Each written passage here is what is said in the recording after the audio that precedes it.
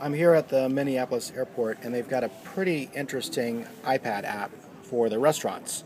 So it's on a little easel that comes off, so you can put it horizontal, you can move it towards yourself and whatnot. And a couple things is, as it started, they've got on the top daily features that are coming by. And you can scroll through them: featured starter, featured flatbread, featured fish, and beer specials. But then also, if you don't touch it, it'll just keep scrolling through. Then when you switch it horizontally, it brings you to your main menu. So they've got a couple of restaurants here, so you can actually order besides Taglieri would be like their Tansy Express, and pizzas and things of that nature. And so you can go into there to order. But you can also order entrees from their sit-down restaurant, which is kind of interesting. And, of course, full bar and cocktails. With specialty cocktails, they've got the pictures of them. Pictures are not great. And when you order them, there's not really any modification choices or anything of that nature. But also, it does, with the cocktails, it does make a food suggestion, which I thought was kind of interesting. On beer, it's pretty straightforward. It just has their draft beers, and then their bottles are with pictures of the bottle or can.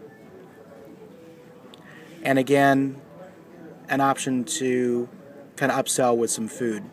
And a hand sanitizer for $1.99, which is kind of creepy, but innovative. Alright, and then let's go to entrees. Kind of showed you the food a little bit. Pretty straightforward. Really not any options for modification there. But with spirits is interesting the way they have it set up. Kind of like our Design Your Own.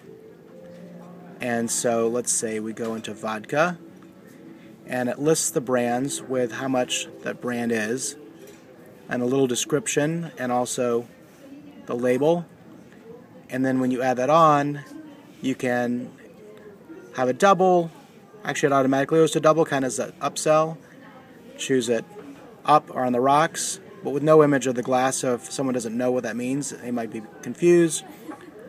Your mixers, you can then add. I'm just seeing if it'll let me do more than one.